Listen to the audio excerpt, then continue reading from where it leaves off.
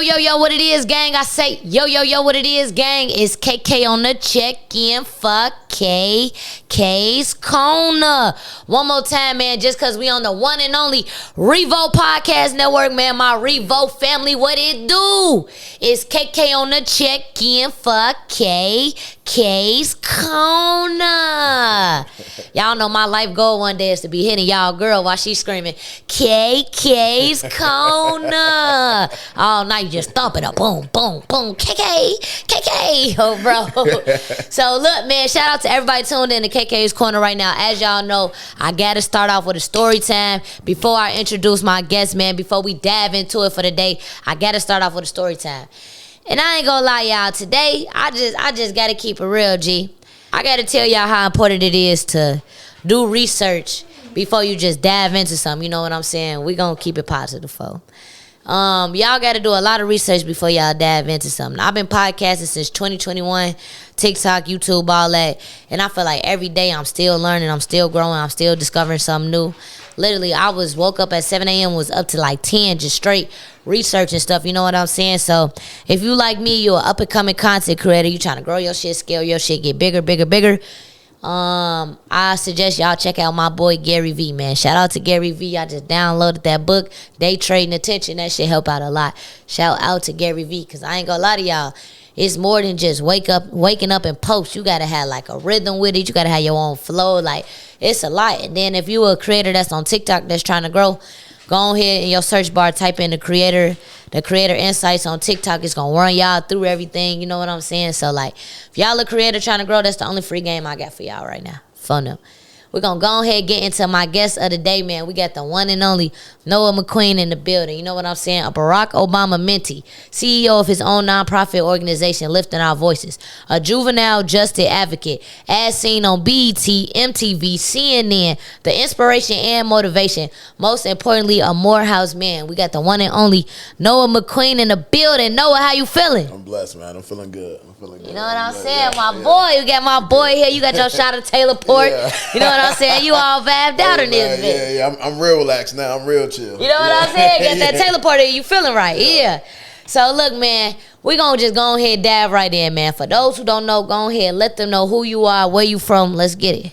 Yeah, so Noah Mcqueen, living here in Atlanta, been here since 2015. Came out here essentially, to go to Morehouse, and that crazy, amazing blessing, man. I grew up in D.C. I've been really, I've had a few lifetimes. I feel like, worked in corporate America.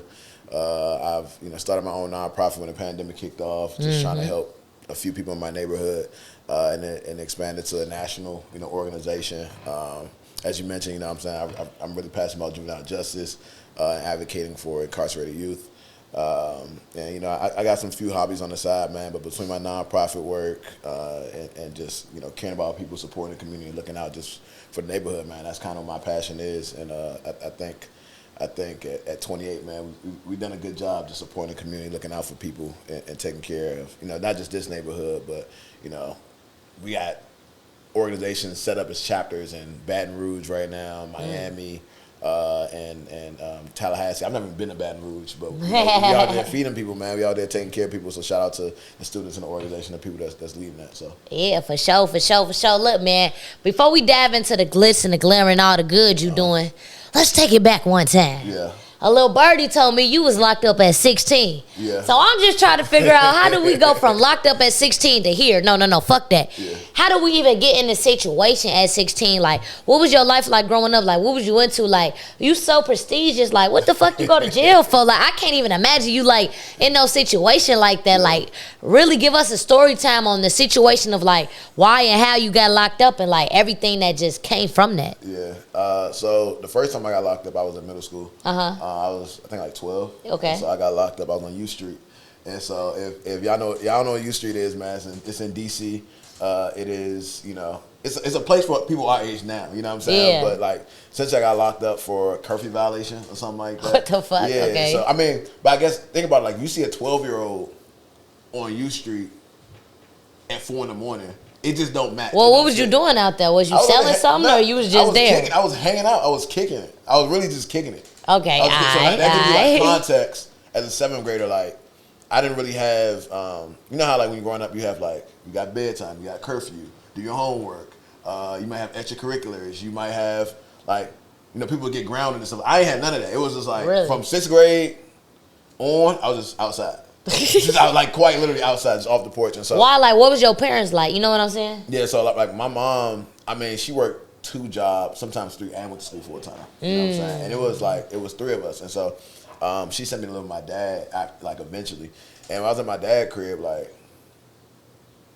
I was doing whatever, like, you know, literally whatever I want. So like, I think I didn't finish 6th grade, I didn't finish 7th grade, I didn't finish 8th grade, I didn't finish 9th grade.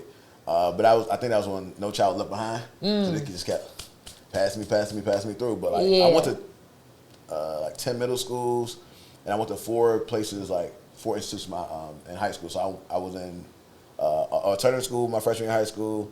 I was in juvie, and then I went to 2 high schools. So like, I went to 4 schools just in that span, like, the rest of the year. So you being bad, mom's busy, mom like, all right, I'm finna go send you to stay with dad. You get with dad, dad's just dadding and just like, all right, whatever, fuck it. Yeah, Yeah, basically, I don't know how else to fit this, KK. Yeah, basically. Yeah. Okay, so that was 12. So what did you do at 16? Like, that's 12. Yeah. A couple years later, what did you do at 16 to get locked up again? Yeah, so I got locked up a few times between that time. Okay. But what ended up happening was it got to a point where so they got something like, you know, where I had my cases at. So I got banned from the county for 5 years. So I got banned. For what though? Like, he being so vague. I want to know what you did. I want to know what you was into. Was you in the streets? Was you gang banging? Was you rolling with the wrong crowd? Was you stealing? What was you doing? So they tried to say I was gang banging. That's what they tried to say. Did they try to say it, or was you doing it? I was not gang banging. Was you rolling with gang bangers? I had friends and homies who like was out there. But so like, you was in the mix? I was in the mix. I had a limit. You know what I'm saying? I had homies who had no limits. Like, they like to the day just have no limit. Shout out to No Limit. My friends too. But also, like, you know, it was just certain things I feel like you can't come back from that I wouldn't do. But still being in that space. So they try to say like I was a gang member. We ended up on like a gang task force list or something like that. I was like 14. We was on some type of gang list for the county. They tried to say I was causing riots. So I got a charge for soliciting a riot or something like that. And a riot is like when 2 or more people or 3 or more people are in a fight. So y'all get into a big group fight. They tried to call it a riot. They tried to like overdo it. They overdid it. Okay. Yeah, so I think I had like 28 counts, something like that, and I pled guilty to 4. And I didn't have house arrest. But when you're on house arrest, like, anything could crash you up. You know what I'm saying? And when I got transferred to Prince George's County with my cases, they were like, you know, if you fail a class, you violate. Or if you get in trouble, you violate. You miss school, you violate. If your parents say they don't want you in the house no more, whatever reason, it could be the smallest thing, you violate. Yeah. And so, like, imagine waking up every day, you could violate for being late for the bus. Damn. You know what I'm saying? You could violate, like I legit, like, my folks was just like, I'll never forget this time. My folks were like, yo, like, you need to go take the trash out. I'm on house arrest. You know what I'm saying? I spent 2 weeks. So me and my sister were on house arrest together at the same time. What the hell she do? Destiny different, man. Destiny might see that. Destiny's different, man. So yeah, basically y'all was outside in the streets. Yeah. Destiny the realest nigga I know. To this day, Destiny the realest nigga. My older sister Destiny's the realest. If I could choose 2 people to be in the alley with me, like against 20 niggas, Destiny's 1 and probably also 2. Like, Destiny's the realest nigga I know. I was seeing Destiny beat a nigga up. I seen Destiny beat a nigga up at football practice in the middle of practice. Like, I'm over there playing. All I hear is your sister fighting. She over here uppercutting a nigga with the helmet and just beating her head. She just. I've been in so many fights and Destiny came out of the middle of nowhere just swinging. She like 5'1", 5'2". So wait, he was the dude who got into the school fight and his sister came to help him. Yeah, every time. My sister had the craziest hands against all these dudes. So we was on house arrest together at a point in time. And so, like, when you wake up every day, is you know, we call them crash outs, you know what I'm saying? Like, as far as, like, you know, or when I was going in and out, it was just crash dummies. Like, you be in one day, you go home, next week you back. You know what I'm saying? So after a while, it was easy to crash out because if you fail a grade, you know what I mean? If you miss and my PO was actually inside my school. So, like, imagine going to school and the psychology of, damn, I can't even get put out of class, I go to jail. You know what I'm saying? Like, I can't, like... That pressure as a kid must be crazy. It's crazy. It's crazy as hell. It's not normal. Like, because, hey, I'm going to call your mom because you talking out of turn. Damn, you took too long with the hall pass because you went to the bathroom. You don't get sent to your assistant principal or your guidance counselor or another class or just sit outside. You go sit to your PO office, and now he's talking to you about, yeah, so you get one more of these, you go to jail. So it's like it's a different level. Sitting looking like, oh my God. Everything is dire, depressing, urgent, important, and so fast forward, at 16, I had got to a point where I had 3 warrants out for my arrest. So they call them writs for juveniles, and so I had 3 writs out for me, and I actually tried to turn myself in, and apparently, which we found out, my grandma tried to take me to Sheltonham, which is the juvenile jail out there, and she was like, they was like, yo, we just don't admit people off the street to jail, like. Even if you got warrants, you can't just drive up to a jail. You can't go to Rice Street and just drop somebody off and like, all right, see you later. Like, you know what I'm saying? You got to go through a process. And so, I'm tired of this nigga, man. Go ahead, take him for a second. Yeah, quite literally, that's what we trying to do. And so since I already had the warrants out, she thought she just drop me off and I'm good. And so, long story short, I ended up going to court the next day. And the judge knows me. He knows my whole family. He knows my grandma. He locked up my uncle. He locked up my sister. He locked up me. And then I think my other little sister got like a case or something. So he knows, everybody know the McQueen family going through the courtroom. So I sat in the courtroom all day waiting for him to call me up because he knew I had warrants. I know I had warrants. I'm like, he's going to call me up. He's going to do what they do. They're going to lock me up. Yeah. Boy, at the end of the day, like 4:59, 5 o'clock, they ain't called me. I said, I'm out. Yeah. I'm running. So basically I went on a run, and then I wasn't trying to get locked up at that point because I was like, all right, I'll turn myself in. I tried to turn myself in. They didn't let me. Cool. I did what I was supposed to do. I was like, I came in here, sat in the court, and y'all ain't locked me up. So my mom tried to get me to go to this Christian retreat, and I was not going. I didn't want. It was the craziest thing. I always talk about the Christian retreat, and some of the people, I still talk to them today, and they be laughing because they didn't know I had warrants out for my arrest. So think like a Taylor Swift, Katy Perry road trip, and like it's the whitest thing in the world ever, and it's just me. And so I'm like, yo, like we had to go out of state for it, which was in Cleveland, Tennessee. And so essentially, I go down there. I got a plan to get in trouble. I got a plan to I was gonna beat up a kid. I'm gonna knock a nigga out, and then go run to Memphis. He say, I'm on the run. I'm out here with 3 white people, but I got another plan to be on the run again. Yeah. Okay, yeah. so what happened when you went out there? Man, honestly, I was so annoyed. I was so over it, and I was like so blown. But I was like, okay. Oh, I got another writ because I left the state. So I had 2 writs. So I had a writ for failing ERC, which is Even Reporting Center. It's a program I had to do every day. Then I had a writ for failing the class. And then I got my 3rd writ for leaving the state. So you really just out here bad as fuck, but you wasn't gangbang. You just bad doing dumb kid shit. Yeah, doing dumb kid shit. But when you're in the system, dumb kid shit is like now I could have pulled a gun. I could have shot it. Like I have homies and friends who have, attempted murders, kidnapped, all this other crazy stuff. And like they go through the system and they get moved up to like adult level prison. But then the ones who have like truancy, you know what I'm saying? You just missed 25 days of school. Yeah. Or the ones who have like, all right, like, I got in a few fights, but like, remember, you fight in middle school, elementary school is not a problem. You fight in high school. It's a whole different ball game. They take you to jail. Yeah, it's a whole different ball game. Yeah, but you don't know that when you're in 9th grade. So like in 9th grade, I'm putting hands on everybody. I'm not gonna lie, I'm putting hands on everybody. And so to that point, they're like, yeah, so you a menace to society, and I get all these cases, and I get case after case after case after case. I'm like, so y'all been piling these cases up on me since you was a kid. Yeah. But wait, before we get into that, so when you went to the retreat, did your plan work? Nah, I'm here. Fuck yeah. I'm here. Yeah. So basically, like I really feel like the change of environment, being in Cleveland, Tennessee, like people were just happy for no reason. They were just kind. And that nice. Southern hospitality, bro. Yeah, like, you got introduced to that Southern hospitality. It was just sweet. I'm like, you waking up just hi. Hey, like it's just a different environment. And so like you over there like yeah, I'm looking out for everybody. Somebody like what's wrong with y'all? And so long story short, man, I end up I really got saved on that retreat. So it was a Christian retreat. So I got saved on the retreat. God came and got your ass. Yeah, like and like I was at my lowest. I was in a foreign place. I was everything I kind of thought and seen. That's why I always feel like people kids traveling, going to other places, man, and like get them out of their comfort zone. Like, yes. You get a chance to see, what I'm saying? You're from Chicago. Like, when you see other environments how other people live and treat, you was like, there's other ways of living. And you ain't got to look over your, back and do all this other stuff. And so I feel like God, just saved me in that moment, man. I was different immediately.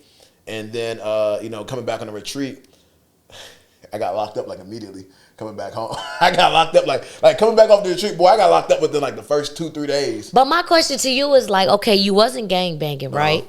So like, why so bad? Why so much trouble? You and your sisters, like, was y'all angry because mom is always working and dad really not showing no interest? Like, is that what it was? Like, why so much trouble? The older I get, I'm thinking, kind of where I am now is like, when you don't have a child, don't have no structure, and then you kind of think about like, I'm growing up in different neighborhoods. So like before the 4 high schools, I went to all these middle schools. So I'm constantly changing environments and places. And your sisters are going with you to these different places. So all of y'all. Oh, we just constantly. So like, you kind of being raised by whatever the rule of law is in that space. So like me growing up in DC or like living in DC, you could cuss out a teacher. People fought teachers. You know what I'm saying? Or like, I've been in a class and I accidentally threw a chair, accidentally might have hit the teacher. You know what I'm saying? Okay, I hit somebody with a chair that also hit the teacher. And so like I got 3 days for that. Right? Yeah. Back in school, a few days later. Actually, I get 3 days in school suspension. I go to Anne Arundel County, which is a whiter area. I cuss and I get 5 days. You know what I'm saying? So like at my age in middle school, people around me got guns. Yeah. It's normal people got guns in middle school. Yeah. Or have access to a gun. I go to Anne Arundel County, people, I learned how to roll at in 6th grade. I started smoking at 7th. Right. It's different in DC. I go to Anne Arundel County, a whiter area. People were like, they still getting babies. They still got babysitters at 16. I'm like, why you got a babysitter at 16? Yeah. Like, what do you? Like, we grown as fuck. It's grown, and so it's a different world. And so, like, I realized, and I think that contributes to my major being in college at sociology because you know what I'm saying, studying the people and how things move and things shift. What gets you in trouble in one place, what's cool in one place, can't fly in another. And like, you can literally, like, I can get in 4 or 5 fights in a day, and I have gotten 4 or 5 fights in a day. But I think most fights I got in were like 4, and I was maybe like middle school. And I would sit back to class every time. I got in 1 fight in Glen Burnie, and all of a sudden I'm on a gang watch list. Damn. So like it's just different rules. So I think it's just not having structure. You don't really know right from wrong because your thing is like survival. So when you constantly the new kid in every place you go to, I'm not going like that. You know what I'm saying? And then I'm getting my straightening every single time. Yeah. And then you do that enough, people are like, hey, you the problem. So they literally kept kicking me out of school. They was like, yo, like some schools I went to for like 2 days, kicked out. So like after a while, I got banned from DC public schools in middle school. I got banned from Arundel County in high school. The only county left for me to go to was PG County, and so damn. Yeah. But I got saved. So that's to answer your question. Why I'm sitting right here now. Yeah. Got saved. And that's really the thing that changed everything. It kind of made me wonder like why your mom sent you to the camp and not your sisters too. Like you know what I'm saying, to the God camp. Oh, that's a good point. Never thought about that. Well, I think my sister's already in it. I think my sister might have already been. She went to a group home. So so I never went to a group home. Then she got committed level A, which is like that's like I think 12 to 18 months or something like that in another state. Okay. But she ain't stay there long. She got up out of there. Yeah. She got up out of there. So what was so you was going in and out of jail, bad child. What was the change when you got locked up at 16? Like, I heard you say like, when you got locked up, you was writing down everything you wanted to do. Join a football team, join a newspaper club, graduate, finish high school, live long enough to finish high school. Like, when you got locked up for that, 4th, 5th time at 16, like, what was different about that time from any other typical time that you got locked up? Like, yeah, I really would say, man, I keep going back, it was God. Because every single time I was there, initially, I'm getting in crazy fights. I'm jail. Yeah, I'm fighting in the holding cells. I had a crazy brawl in one of the holding cells. I'm getting beat up by the COs in there. Damn. Yeah, and that's that's crazy because I never really talk about that. But like the COs in there. Why did you get beat up by the COs? Like, why did you get picked on? Oh, it was one time. So like after the one time, and I would say like, so it works interesting, right? Because it's juvie.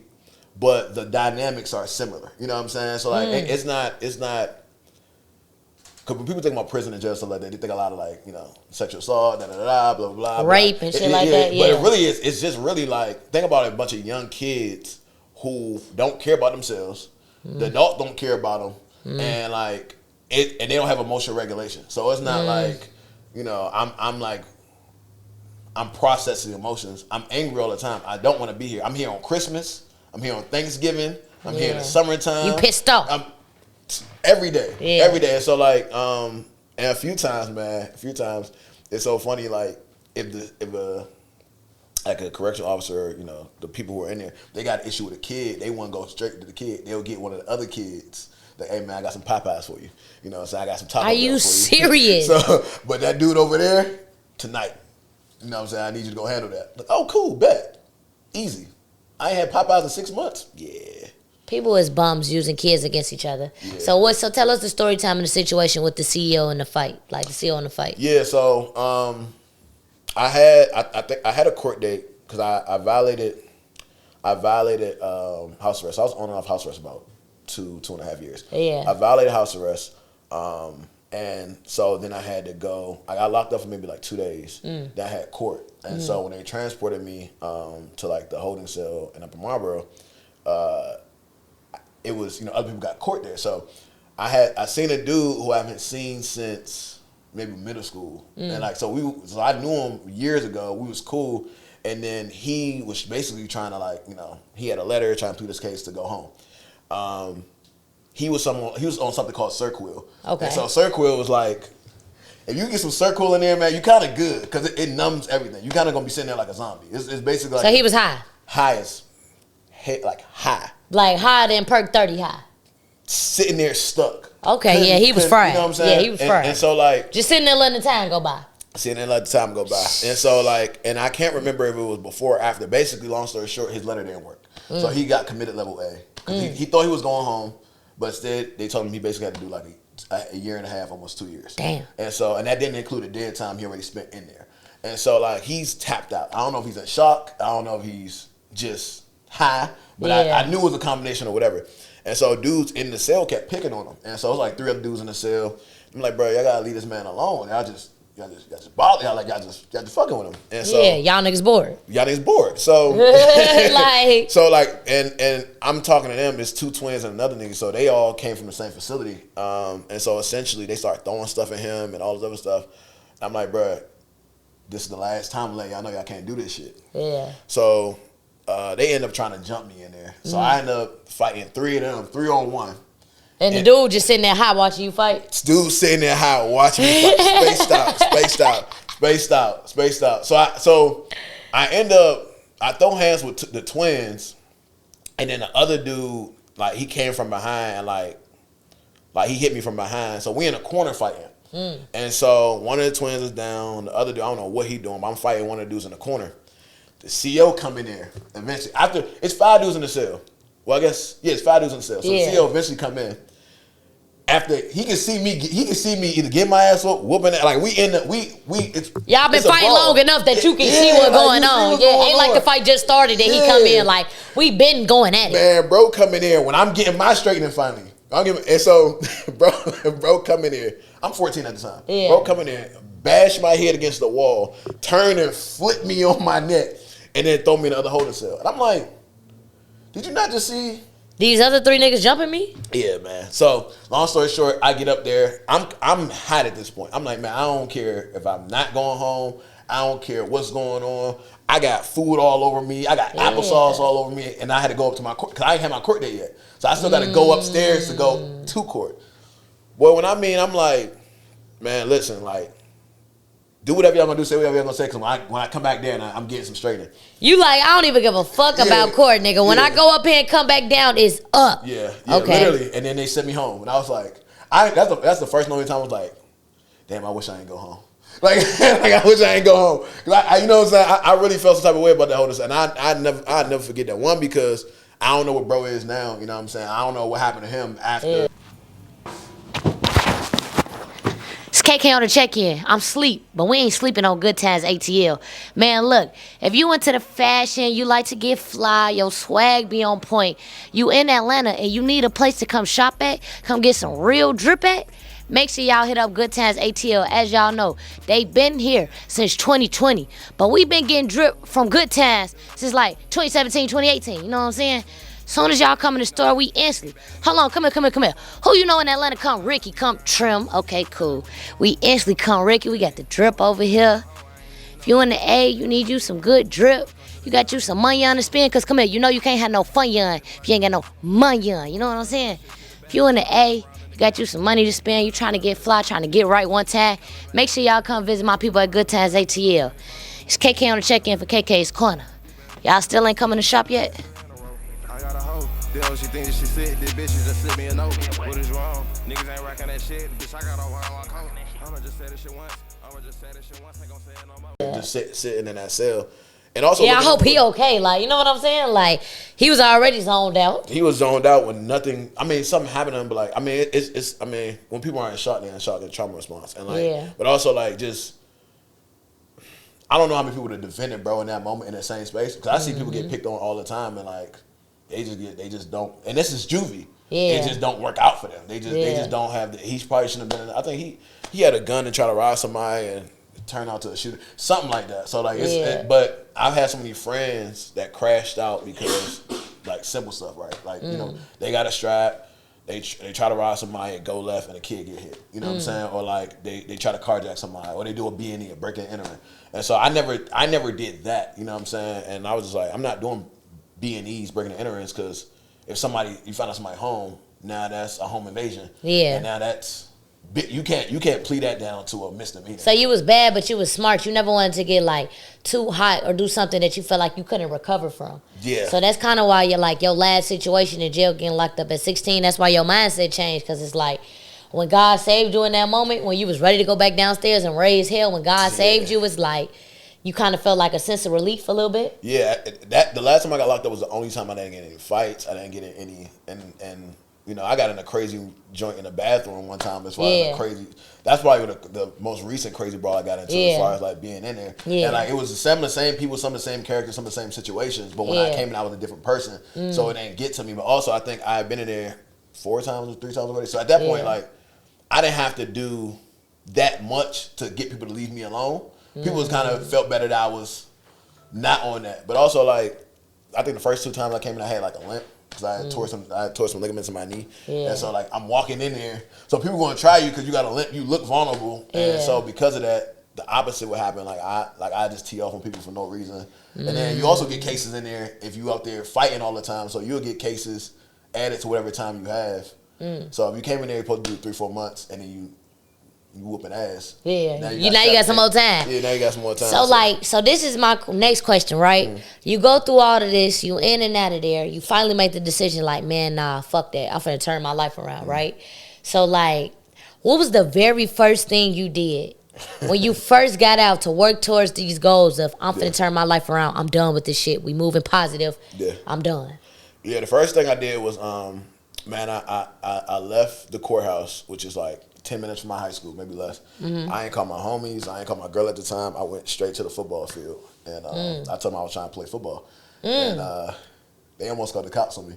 Because I had an ankle bracelet on. I had clothes on that was months old. So it was like, nigga? like what you doing, bro? Like, I had a tank top on. Yeah. And like, you know, at the time, I was doing 500 push-ups and sit-ups a day. So, like, I came out like... You buff as shit. I came out jacked, you know what I'm saying? So, like, they was like, yo, like, and I also doing yoga in there, so like I was actually really. Your big ass was in there doing yoga. Yeah, I did yoga the whole time I was in there. I was actually nice.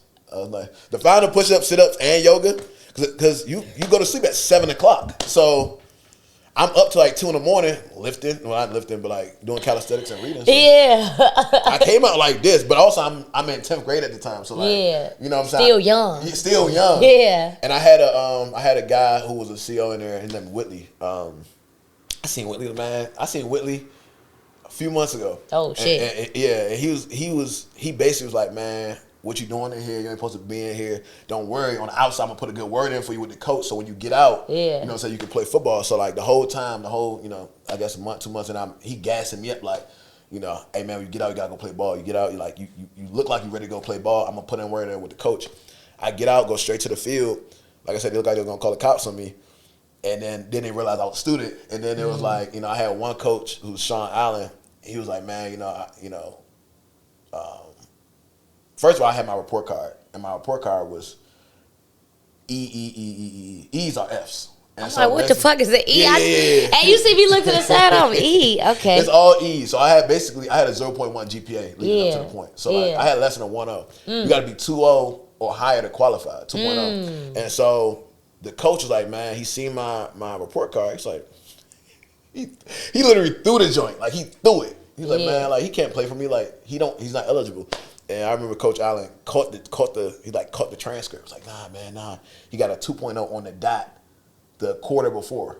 So I had to at least be eligible to practice. Cause you know what I'm saying? So I had literally a 2.0. I have a 1.9, I have a 2.1, I had a 2.0 on that. And so he had to let me practice. And when I practiced and tried out, I made the team. Okay. And then we ended up winning state championship that year. Okay. Actually, I made the JV. And then they boosted me after one practice, like, man, you got to stop playing. I was like, I'm just getting active. He's like, nah, you got to go to varsity. You can't be out here doing this in JV. So they pushed me up to varsity. Yeah. And then we won our first state championship that time. I think we got like 10 state championships now. But at the time, we had none. And so that was Wyatt's first state championship, I think 2012, 2011. And so like, but being around a new group of guys, it gave me a whole different discipline and like bros, and like I wasn't with the same dudes, and then like also being on football team was the highest honor in the school, and so like it changed like who I was around, and also I had something to work for. I got kicked off the football team twice before that, so I got kicked off the football team freshman year because I beat up the water boy, and then what the fuck, bro? Damn, he already the fucking water boy. He already bottom of the barrel, bottom of the line. Nobody gives a fuck about him. He getting no fucking hoes. He's getting no screen time, no game time. He's a bench fucker. He's a water boy. Yeah. But the water boy was my size now. So I'm 14 at the time, and the water boy jacked. He jacked. Water boy pissed. He big and useless. Water boy ain't doing shit but just sitting around. Yeah, no, for real, because he was on the football team beforehand. He got cut, and then they didn't. I guess he couldn't make varsity or whatever. Yeah. So I'm like, I didn't know the nigga situation, and so but I played the position he played beforehand, and like I said, I was never a kid to go for the bullying. So like at the first, if I feel like you trying to like play me, I wasn't one of them kids like, you hit me first, or you got a problem. I never went through that process. I was like, oh. Yeah, like it's up. Right now, right where we are right now. I'm not waiting, and so I got kicked on the football team for that. Yeah, and then that same guy won it straight and later, so that led to like a big fight in the middle of the street, which kind of like think about Northside. So it was like think about you seeing a whole 6-7 big kids ass fight in the middle of Northside. So that turned out to be that, and then that happened like 2-3 more times, and then it was like, oh yeah, you gotta get kicked out of school, you got to go to alternative school, you got to get banned from the county. But the second time I got kicked off the team, I played for Glen Arden. It was so funny because everybody on Glen Arden was not. It was. I was in high school, but it was rec league. But everybody there couldn't play for the team because they had bad grades. They had cases. We was like the bad new Bears. Yeah. Everybody had cases, so I wasn't the only person playing for that team on house arrest. Yeah. And so essentially, I got violated house arrest. And so they was like, hey, you can't play football no more. Because first of all, they was like, how you playing football on house arrest? Yeah, hating. And then I was on house arrest. I violated, said I can't play football no more.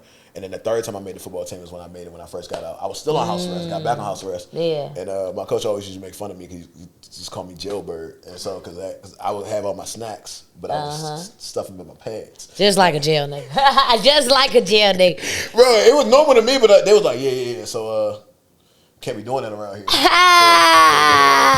that's the first thing I did when I got out. I joined the football team. Yeah. And all the other stuff on the list as far as like that ensued. Like I got honor roll for the first time. They thought I hacked the system. So they literally brought me in the office like, hey man, how'd you do it? We want to know how you did it. Like they literally was like grilling me. I was like, nah, what you talking about? It was like, yo, you was just changing your life. Yeah. So then here's my next question, right? You get out, football is helping you change your life. You in a new environment, you thinking different, feeling different, moving different, like. Did you get any judgment from your past life? Meaning like the old guys you used to run with, that gang banged, or like was your sisters judging you because they were still on their hot-headed shit? Like, you know what I'm saying? Because at this point, you trying to change, you progressing, you God sending you through the motions of becoming the man you are today. Yeah. So did anybody from your past life judge you, or like was it just like they kind of like supported that shit? Nah, I would say, well, my sisters weren't around because my younger sister, she was living with my mom at the time. Okay. And then my older sister, I think she was still in the facility. And so it was just really me and my grandma. And and I don't think at the time anybody understood what I was trying to do and how I was trying to do it. And so like I couldn't talk to none of my old friends no more. Yeah. Not just for court order reasons, but also like Like when I was on house arrest, nobody came to see me. You know what I'm saying? And they could have. You know what I'm saying? When I was getting in all the trouble, it's. I will say there are some cases that were not mine that I stepped in front of to take. That was just like, in my head, them dudes were going to college. I'm like, I'm not going to college. So like, they had nothing to do with this. It was all me. Just drop the cases on them. And that's really how that really went. So I had resentment in a sense of like, dang, I got all these cases. We did this together. Y'all don't have cases. And now I'm either in juvie or on house arrest for the last few years. And y'all ain't even coming to check on me. Y'all ain't putting no money on my books. Y'all ain't sending me no snacks. Y'all ain't coming to smoke one at the house or nothing. I mean, like, literally, like, I mean, and honestly, it's... How did that make you feel knowing that you was, like, taking cases for people who really ain't genuinely care about you? I seen one of the dudes, one of the guys tried to reach out to me recently, like a year ago, but I seen one of the homies at the airport. And I realized what I realized later, and also kind of it crystallized that, like, bro, you know, they were just good kids. And not saying I wasn't a good kid. They were just like, they had structure. They had family. They had deterrence. They had a community. You know what I'm saying? They had people who was investing and caring about them in the sense of like, you know, I got African parents. You know what I'm saying? So if you got African parents, like, you know, they went out here to just be out here wilding and doing certain stuff. And like, and it hurt me, but I was also like, they were just scared. And I didn't really have anything to lose. And I didn't think about having anything. And also I had no moral compass at the time. So I didn't care about anything. So like when you're growing up, you don't have understanding of right or wrong. No one's telling you what you can or can't do. Everything is just whatever you want to do that day, you can just do it. You know what I'm saying? Fact. Like, you're going with the flow. Yeah. I could be out if you on a U Street 4 o'clock in the morning and no repercussions. I could not go to school for 3 months and no repercussions. I could crash out and nobody gonna care. You know what I'm saying? And so like when you have people that care about you, they're not gonna let you fall too low. And I think all my friends just had people that really cared about them. And I think my mom was doing her best. My grandma was doing their best, and the way that they tried to course correct is something I probably wouldn't have done. And they also didn't understand the path that I was on when I got on it. And not everybody kind of understood and believed what I was trying to do. Because my first time getting interviewed, I think it was about NBC. Okay. You probably can't even find it because I can't even find this nowhere. Yeah. I was still on house arrest, and they want to ask me what I think about suspensions in school. I know you was like, man, fuck y'all in these schools. I'm like, you sure you want to ask me? Like, y'all know? But that's when I got a 3-1, and then I went from a 3-1 to a 3-3 to a 3-5. And so, like, people in the school, like, how you getting honor roll? Why? And I used to wear shorts, so my ankle bracelet's still showing. So they confused. And so, like, you know, and I started doing stuff different. I started joining clubs and doing all this cool stuff. And then the transformation started happening. And then I started getting awards in school. And then I started joining, and then I went from joining clubs to being president of the club. So, like, I'm going from, like, joining newspaper club to being editor, or joining African American Males Aiming Towards Excellence to being president of it. Or I was the line producer for the school TV production. Then I was the anchor. And then I was a student ambassador. And then I was on the football team for 3 years, and then I worked with the Special Olympics and the kids. I was like the honorary athlete. I was acting. I got like an acting scholarship or something like that for improv. You know what I mean? So it's like you did a whole 360. This all in like you did a whole 360. Like 16 months maybe. Like this is all like quick. So people are like still trying to process what's going on. And but you already had a vision for your life. Like, nah, I'm finna move different. I'm finna do this different. I'm finna be somebody like, it seems like you kind of wanted to be somebody that was remembered. You wanted to be somebody that like, all right, man, I'm finna go from bad from good and leave a legacy. You know what I'm saying? Then you kind of carried that on. You went to Morehouse. You started the nonprofit. You graduated. And you still doing a nonprofit at a way bigger scale. You know what I'm saying? That was a complete accident. The nonprofit was like, I always call it a beautiful accident. Because like, how did that even happen? How was the start of that? So we had done something called Sandwich Run years in the past, and Daniel West started it, who's my pro fight, and you know who crossed and went to Morehouse a lot earlier than me. And so when the pandemic kicked off, I was supposed to be going out of the country and working abroad. So I was supposed to be working in the embassy club in Israel. Okay. And then Trump, at the time he was the president, shot down a plane. He had a airstrike on General Soleimani, and that happened right before. People thought we was going to World War III at the time. Right. And then that ended up derailing me from going out there. And then 2 months later, the pandemic ended up happening. And so I just wanted to really focus on. Honestly, I was super depressed. I was super depressed, super angry, super sad. And then it turned to a point where I was like, all right, when am I most happy? And I'm happy helping people. You know what I'm saying? I'm happy serving my community. And so, because I went to school for a full ride for community service. And so, like, they gave me $200,000 to send me all around the world just for helping people. And so I was good at that. I was good at mobilizing people, organizing stuff. And I said, all right, cool. I just want to feed one person on my street. You know, it was a guy named Marcus who was like, I don't want no money, I just want some food. And that was really the goal. So we got the homies together. We got all the friends. Actually, the picture is funny because the first few weeks, it was everybody, like people from Clark, people from Morehouse, people from Spence. It was just the homies. We was just hanging out, getting lit, making some meals in a crib, in the basement. 1 week we made 100 meals. Another week we made 500 meals. Next week we made like 900 meals. And then we went to Skid Row in LA. Like we literally, our 4th or 5th week, we went across the nation, and we fed like 500 people in Skid Row. And that's hard. And that's when they kind of like, okay, we can make this a business. Yeah. And but it really just came trying to feed one dude, and then now we're giving out 100,000 meals. But it was like every single time a challenge came, it's like, hey, I'm either not doing this, either we're going to grow from this or we're going to end this. And so that's it got to that point. As a business owner, you either like, all right, I'm gonna keep. Now I'm going to go over this milestone. I'm going to make it so this is never an issue again. I'm going to just kill it from here. I'm going to just crush it from here. I'm going to just look at this challenge and get 10 times better from it. And so every time we had a challenge, especially when it's time to grow, I think we met it head on and we succeeded. And so, but at the time, it was just like, bro, I just want to feed the street, like one person on the street. Yeah. And then that turned to the entire street, and then that turned to the community.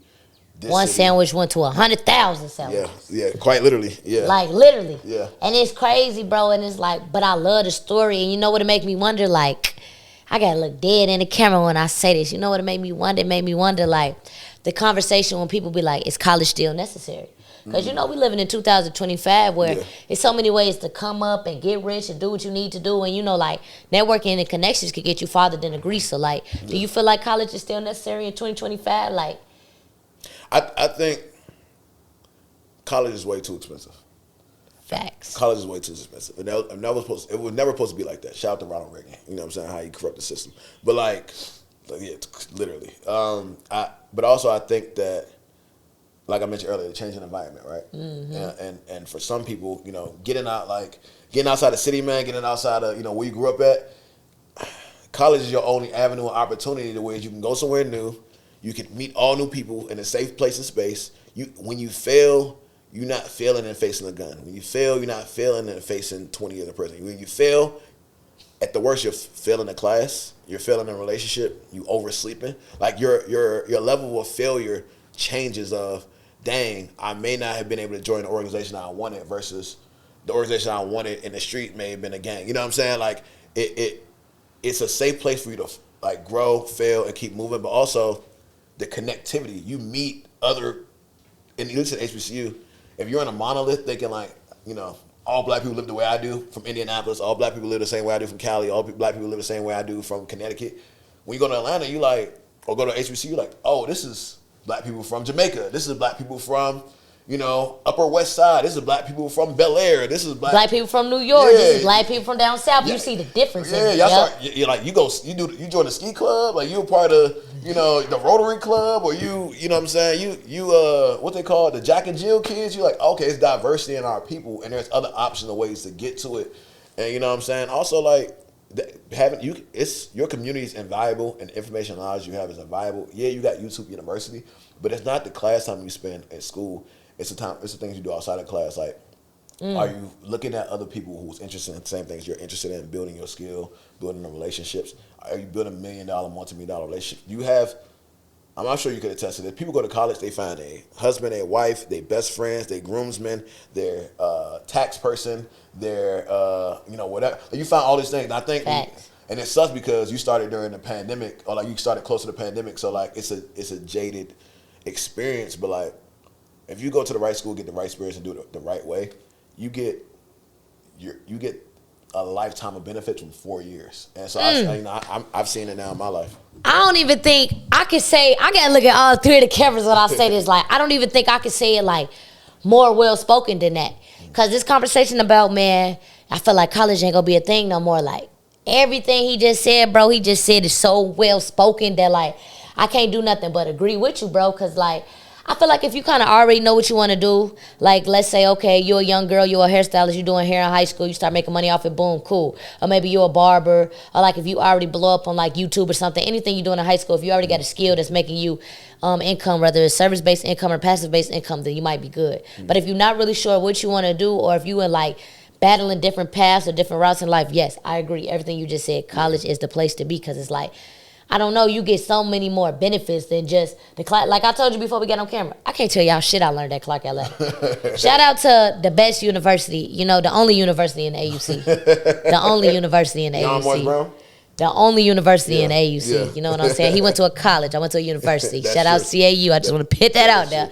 But I do. CAU too. Yeah, and SPL. You've been outside. But I just, hey, it's a little. If you ain't go to Clark and Morehouse, you won't understand that the little Clark flex that you got to do on niggas who went to Morehouse and film it. If you know, you know. You know what I'm saying? Yeah. But like, I do feel like. You right though, the connections you make, the people you meet, and like even talk to us about like the importance of building up a team, because like you just named, most of your team is gonna come from your peers or people who above you at school or under you at school, like that connection, that network, like, cause you know I'm real hesitant on building a team with KK's Corner. I'm hesitant as fuck. I don't trust y'all. I don't feel like y'all reliable. I don't feel like y'all got my same vision. I don't feel like nobody's gonna be as dedicated and as focused as me and John Dre. I feel like me and John Dre can build $1 million brand. Fuck y'all. But you actually brought me a different insights. So like talk to me and all the viewers, everybody tuned in right now, about the importance of like building a team. Yeah. I think you have to be very careful when you're building a team. Man. In a sense of, especially when you come to business with family and friends. And so being able to separate the two and understand who you can do good business with and who you can do as far as when it comes to friendship and family, because you can't bring family in all your business, and I think we kind of know that at this point, and you can't do the same thing with friendships. But what I will say is, it's no different from kind of choosing a partner, right? How is their conflict resolution skills? How is their communication skills? Are they avoidant when things get hard? Are they overly aggressive when things get difficult? Are they demonstrative when, you know what I'm saying, when there's a problem arises? Because think about it, your problem's always going to, if you are living, there's going to be a problem. You know what I'm saying? Well, my 85-year-old granny say life ain't easy and it ain't going to get no easier. It ain't made to be easy. At all. And honestly, and I think we're trying to build something that's either breaking the mold, breaking the glass ceiling, or improving upon something that you've seen and being innovative, you're always going to find conflict with either within your group or in your circle. And that's okay, right? Like, I'll say most of the ideas I had for love, it was conflict. Like when I first said, hey man, we're gonna do this every single week. Because that's the thing about what we do. We feed people every week. We don't miss a week. Yeah. It's summertime, 2020 pandemic. It's Atlanta. People trying to be outside. They trying to be outside. You remember like when after March, it was April 14th, April 15th, when they was like the city back open? Everybody wanted to be outside. We was doing cookouts 4 or 5 times a week, lit. It's hard to get up and wake up the next day and do it. Service, feed people, do it again and again and again. I had some of the hardest conversations and arguments to the point, I mean, we about to go to blows. Yeah, like, in the house, it gets serious. It gets serious. Like, I'm not going to stop feeding people. I'm not about to stop helping people. And just because it's the summertime, you want to be a thought. I mean, shit. I mean, fuck. Y'all know I can't sugarcoat shit. Damn. But those, to this day, those are my guys. I love those guys. But I'll never forget, the people who are on my team now, I had to send them out the house because the people I was talking to was like, man, we're not doing this. F this, F that. I'm like, hey, let's say the group over here. I'm like, hey, y'all, can y'all go outside real quick? We about to have y'all don't need to be in here for this. It was about to get real in the house. I'm like, yo, like, I don't care whether you come or stay, but this is something I feel like is bigger than us because it's helping people. Because you guys remember in 2020, it got to the point like people was cashing out their 401ks, people was building bunkers, people was, cashing out their, like, shit got serious. We thought the world was in there. You know what I'm saying? We thought we kept seeing it get worse and worse and worse. So like, and I always tell people, you know what I'm saying, when the world is in there, or you believe the world is in there, what you gonna do? How you gonna move? And I like to think that we wanted to do something about what we could do something about. And then also, all of the police unrest and all the stuff that was going on after the murder of George Floyd. So when it comes to building a team, I think, as I tell people on my team now, is you gotta be okay with failing, and you gotta be okay with teaching and growing with somebody. Because damn, that boy full of wisdom. Give it to him. Give it to him. Give it to him. What you finna say? Because what? Give it to him. Because if you restrict the growth of your team, right, because you feel like somebody can't do as well as you, and which is probably 100% true. Mm-hmm. Or they not as innovative, as passionate, as smart, as collaborate. Like they don't have all the things that get you to this point. It says one or two things. One, you need to be a better teacher. Two, you definitely need to be more patient. And three, you got to get outside your network and your comfort zone so that you meet the people like the Gary V's. You got to meet the people, because Gary V at some point didn't have the base that he did, but he had to meet people that were smarter than him. Yeah, he said that all the time. He said that all the time. Yeah. He said if you smart and you don't know a skill, hire somebody that know the skill instead of trying to learn the shit yourself. Right. Yes, absolutely. Right. And I think that's why our organization took off. And I tell my homegirl all the time, I'm like, man, listen, I'm great at a lot of things, but I'm also great at knowing the things I'm not good at. And so, and the things I'm not good at, I got people who are awesome at them, and I let them be experts in it. And that's how I ended up with my nigga John. Yeah. I don't like research. Yeah. I don't like setting up cameras. Yeah. I don't like ChatGPT. Yeah. I don't like equipment. I don't like none of the technical shit that it take. Yeah. But he do that way it works so perfectly. You know what I'm saying? So you ain't never lied. I definitely now that I be thinking about it, I be like, okay, maybe it is important to grow. And if you take what you know institutionally, like how you want KK's Corner to run, or how I want Love to run, and then add the patience and the moment to teach. Because a lot of times, what I'm doing now, I'm not going serving every single weekend. I'm not going to all these other cities and feeding. What I am doing, though, is creating a system where people can succeed so that you can duplicate it, you can replicate it in different places.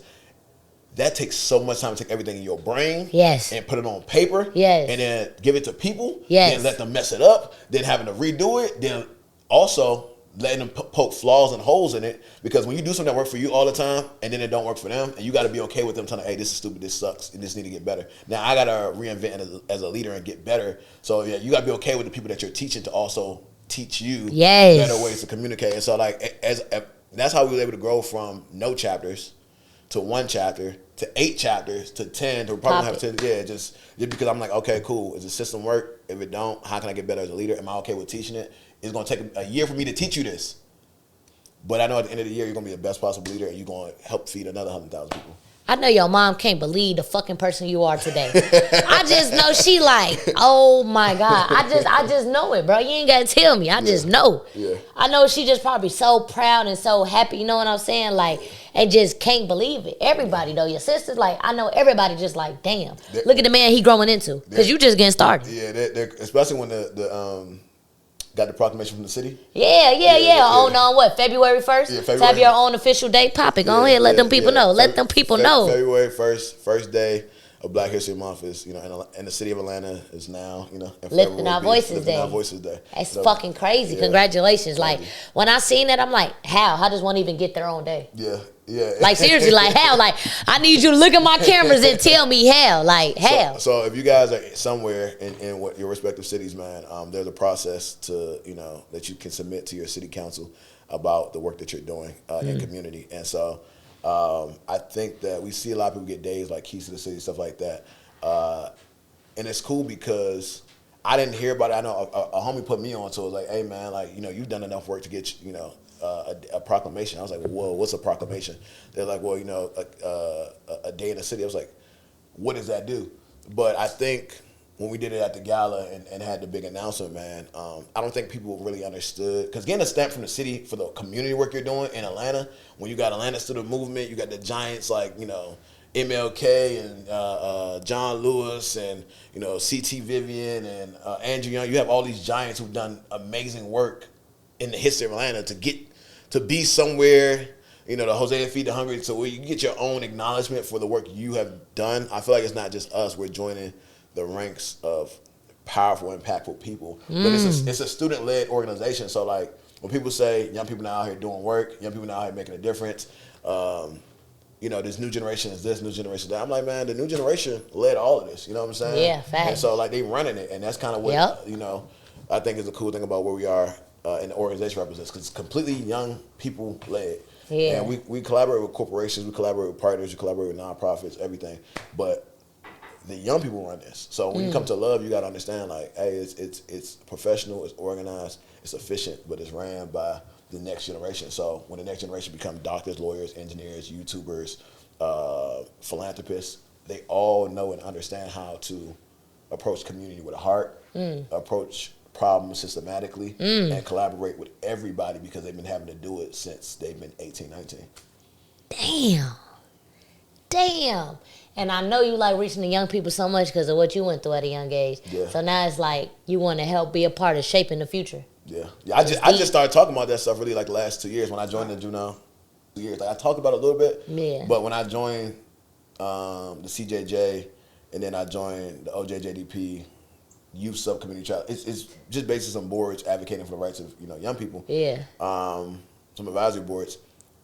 I then had to be more honest about where I was as a kid and not really running from it and kind of telling that part of the story because we just did this whole interview. We didn't talk anything about the White House stuff. We just did the whole interview. I know, but you want to know why though? I know everybody gonna hit you with that shit. Yeah. Everybody gonna hit you with so how was it working for Barack? So tell us about how you did that. And how was it doing this? And on KK's Corner, I try to hit people from a different angle. Yeah. I try to give people a chance to know the real person behind the story, not just the story. Yeah. Well, I can go on your Instagram and see the story. Yeah. That shit you finna do on the radio, they gonna hear the story. Yeah. Them motherfuckers gotta come to KK Corner to get the real. Get the real. Yeah, because You know what I'm saying? You got some stories. You got some That stories you probably never even really spoke on or opened up or felt that comfortable, but now with the man you are today and the leader you are today, you're more vulnerable and open to that, so you're able to do that. You know what I'm saying? And that being said, I think we're going to wrap that up, and that just proves to y'all that I'm the goaty, go. It's KK on the check-in for KK's Corner.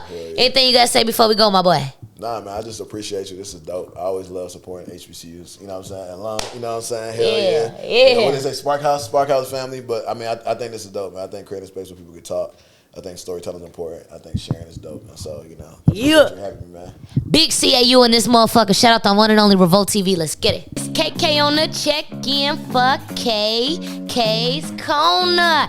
Happy New Year. It's 2025, y'all. We on new waves, new vibes, and new motion. Speaking of new motion, man, look.